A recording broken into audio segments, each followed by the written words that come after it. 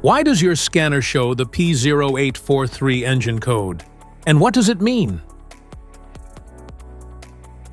P0843 is a diagnostic trouble code for transmission fluid pressure sensor or switch a circuit high.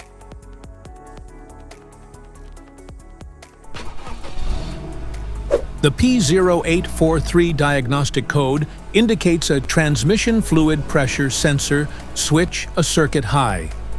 This means the vehicle's powertrain control module, PCM, is receiving a voltage signal from the transmission fluid pressure sensor that is higher than its expected range. Under these circumstances, stop driving and repair your vehicle immediately. So, what causes this imbalance? Here are the most common culprits.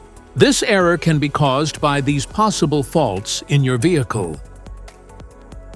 Faulty transmission fluid pressure sensor or switch. Low or dirty transmission fluid. Wiring or connector issues. Internal or external line blockages. Transmission fluid pressure control solenoid.